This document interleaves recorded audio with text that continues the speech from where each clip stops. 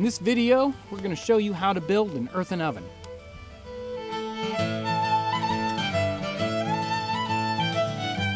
The existence of ovens like this is easily documented for the 18th century.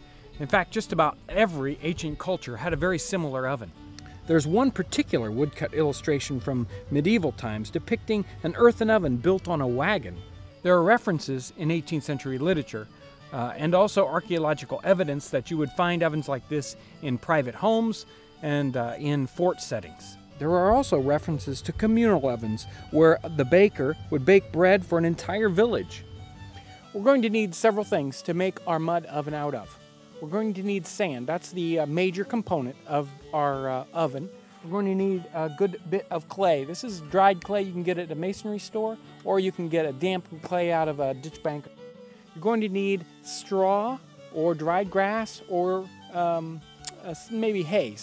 You may need some bricks, so some fire bricks, even regular bricks will work.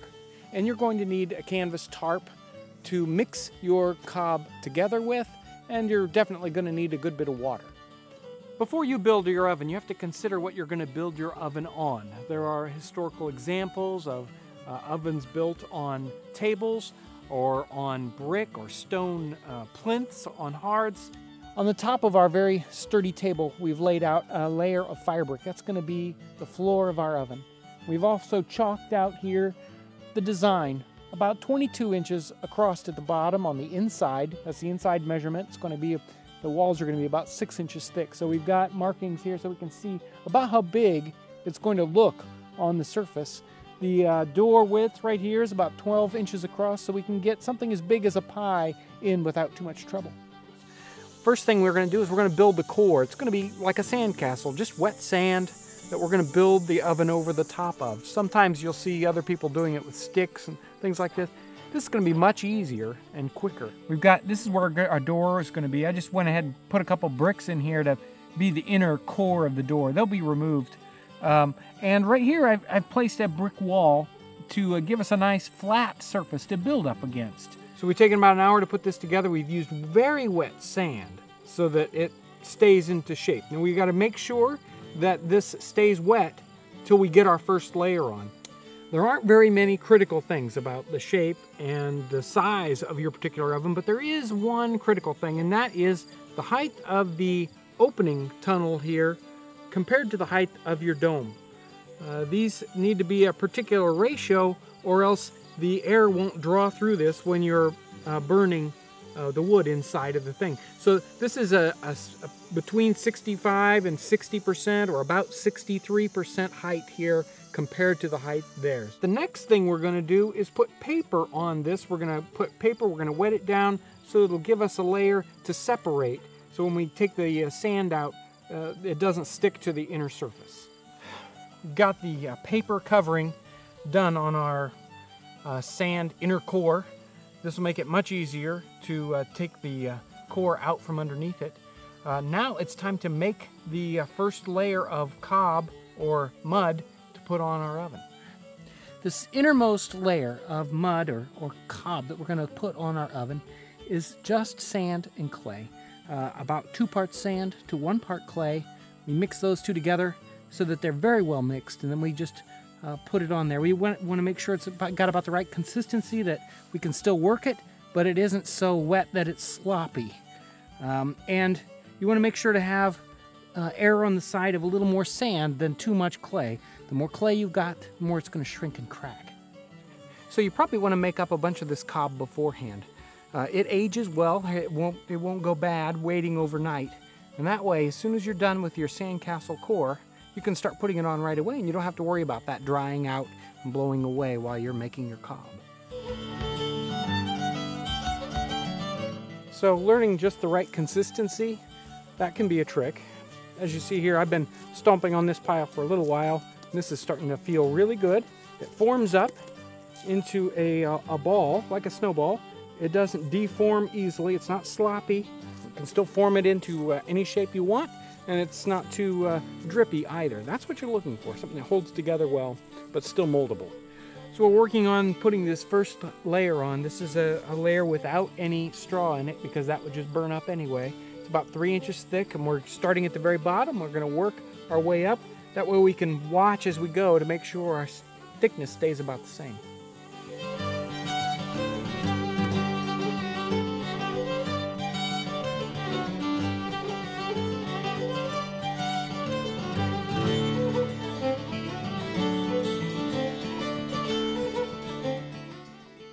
Well, we finished the inner mud layer yesterday afternoon, and we let this set overnight, and it's just slightly firmer than it was. We don't want to let it get too dry, or else the next layer won't adhere to this layer properly. We've scratched this layer a little bit so that the next layer of cob we put on here will adhere nicely. This next layer of cob that we put on, it's going to have grass or hay or straw in it to give it a lot more strength than this inner layer. We're going to mix our clay and our sand first. As soon as that's getting close to the right consistency, that's when we'll add our other binder material here.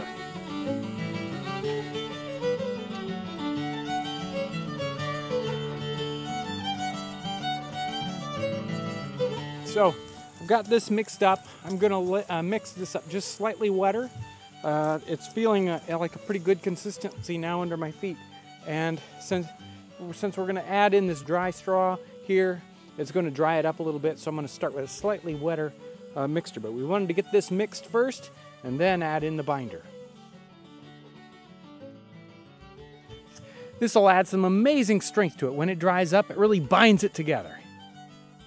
So it's helpful to make this cob up beforehand. It really makes it work better if it's a couple days old, but you don't want to let it get too old, because as it's wet for a long time, the grass will start to rot in there. So you don't want that to happen. If it's a day or two old, keep it wrapped in plastic so it's wet and pliable. It'll really work even better after a day or two. So to make this go faster, I suggest you invite a bunch of friends over. Have a cob party. They can be stomping on this stuff while you're putting it on your stove. Everyone will have fun. Well, I've got about 5 or 6 loaves of big loaves of cob here ready to go. I think that's a good start. I'm not sure exactly how many it's going to take to cover this oven, so we're going to put this on, and then I'll see how much more I need to make. I've got marks here on the table to get about 2.5 or 3 inches for the outside layer. We're going to start putting on our loaves. We're going to make sure that they butt up well with the inner core here, so there isn't a big airspace between them. And I'll just start adding these on all the way around.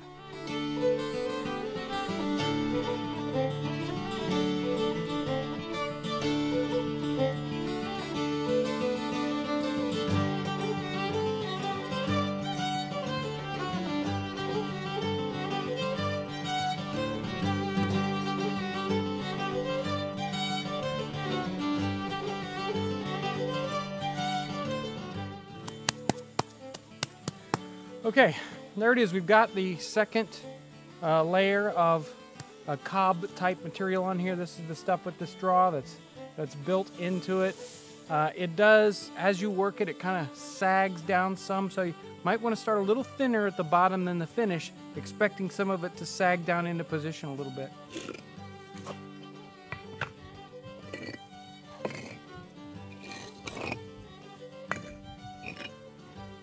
This gives us a good opportunity to look at the cross section about what's going on here. You can see the cob's a little thicker down at the bottom than it is at the top because it's kind of sagged a little bit. You can see our outer cob core, our inner core that doesn't have the straw in it, and here's the sand core on the inside. We're going to add a little bit to the outside here. We're going to give it a nice rounded opening because the rounded opening is going to have more strength than this sharp edge. Well, we've finished putting our rounded opening on the oven, so it'll be a little bit stronger. We made sure to mate the cob that we added back into this other stuff. Whenever you add two pieces together, you really have to work it so that the two pieces adhere to each other and it just doesn't fall off. We added a little bit of sand on the front to help support that lip.